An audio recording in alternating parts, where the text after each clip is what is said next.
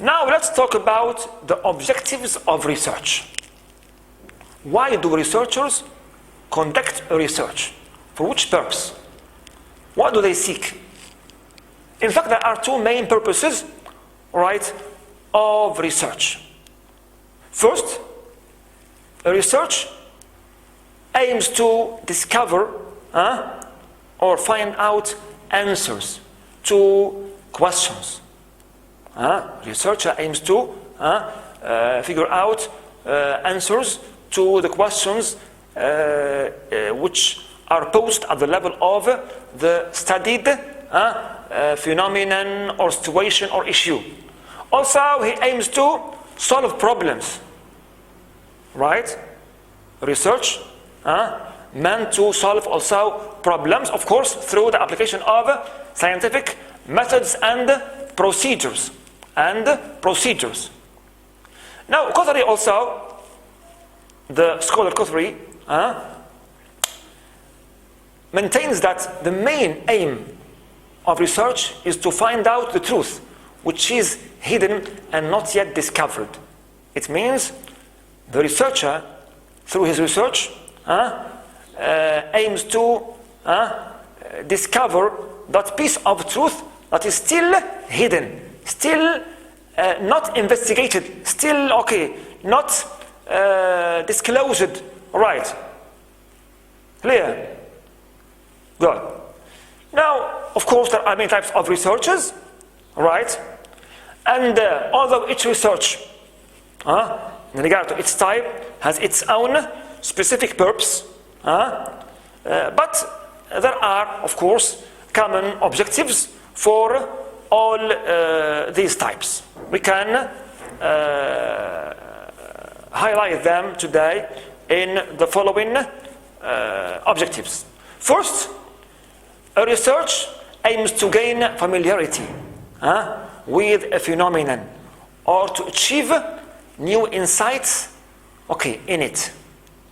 The researcher aims to be familiar and gain information, gain knowledge, right, about the studied or the targeted phenomenon or issue or situation.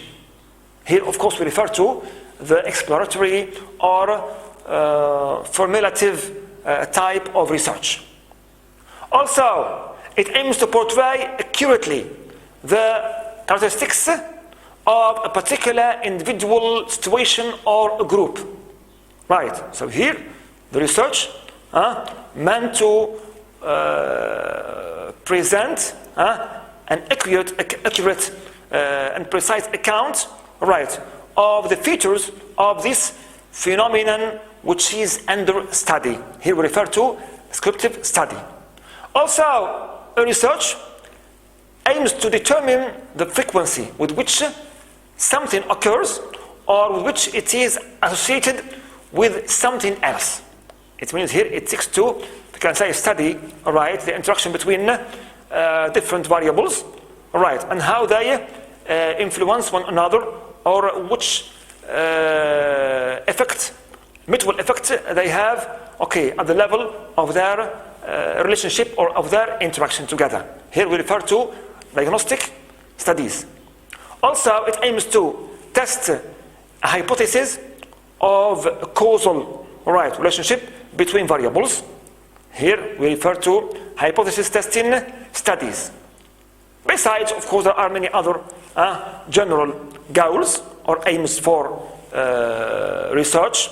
Of course, we have spoken about here scientific research, which is governed by methodology and by a scientific process of investigation. So here we also mean through this systematic and methodical research to review or synthesize also existing knowledge, also to construct or create new procedures or systems of investigation, or also generate new knowledge, and so on and so forth. Clear? And so on and so forth. Speaking about the objectives of research, leads us to mention the classification which is highlighted by Singh, who provides different classification, right, of objectives of research according to the type of each research. So he highlights three major, if you can say, types of objectives. The first one is theoretical objectives. Here, when the research aims to formulate new theories, principles, or laws. Such type, of course, is exploratory because it explains the relationship between certain variables. Right? Here, the researcher also contributes some basic knowledge to the main human knowledge. Right? Theoretical objectives to add more to the field of theory, or the aspect, theoretical facet of research. Second type also of objectives is factual objectives. Here we refer to the research when it aims to find out new facts, discover new facts, like what we find in descriptive and historical researches. Last also type is called application objectives. Such type of objectives, right, require from the research not to contribute new knowledge, but to suggest new applications, right, to introduce and come up with new improvements and modifications at the level of application of research, not at the level of theoretical contribution. Right. Now, motives of research. What motivates people, right, to conduct research? What makes researchers embark on doing research? Here there are many motives, of course, for opting for research study, right? But they are highlighted or summarized in the following major motives. First, to get a research degree, to enjoy its benefits, right? Become a researcher who conducts research in academic field, and achieve, we can say, high position in his career as a researcher. Also, to face the challenge in solving an unsolvable problem or answer question. Here we have the element of inquiry, clear, which creates a kind of challenge for the researcher, clear, to solve a problem or to, answer a question, but is still unanswered. Right. Also, another motive is to get intellectual joy of doing creative work. The researcher here has a positive, right, an active role when he conducts research. He adds more to the body of epistemology, to the body of knowledge, right? And of course, these issues are both beneficial and at the same time enjoyable, right? Enjoyable, and they can also have a creative touch from this researcher, right? Also, the researcher, of course, is motivated by the motive of serving society, serve society with what he discovers, what he answers in terms of questions, and also what he clarifies in terms of the problems at the level of the studied phenomena or studied situations or issues. Right. Also, to get respectability. Researcher gets from his research respectability. He becomes, if you can say, a person who is respectable, who has a vital role in society, and this role, of course, makes him gain respect of others in terms of what he does, what he discovers, clear, and the role he is playing in society as a positive and contributive role. Besides, of course, other motives that differ from one person or researcher to another. Right? Good. Now let's talk about the importance of critical thinking or scientific thinking in research. This way of thinking, of course, goes beyond the traditional, if you can say, outdated mode of thinking, right, which depends mainly on memorization and just general, right, observation about certain phenomena. Clear? Now, usually in social sciences, the research is conducted, of course, to solve a problem or to answer a question. Right?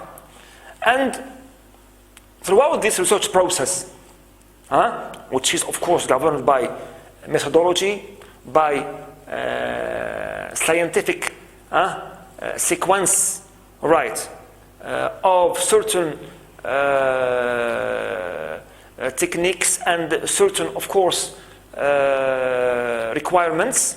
Clear, the researcher is required to use scientific thinking, critical thinking, to think scientifically and critically.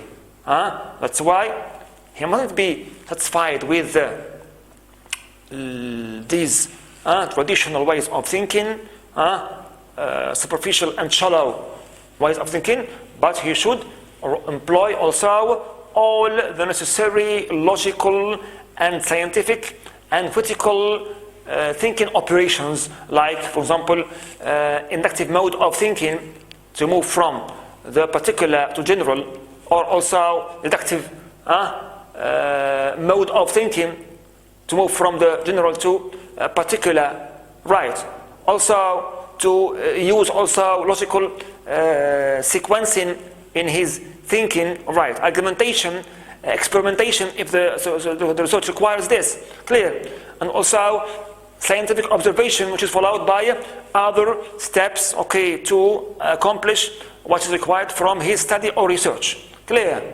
Also, scientific thinking or scientific thinking also depends mainly on reasoning, and not just superficial observation and describing, but also sometimes, or even if it is required from him to compare and contrast variables, synthesize what should be synthesized, right, accept what should be accepted, right, and so on and so forth. So all these operations should be taken into account in our research and in our way of thinking when we conduct a research.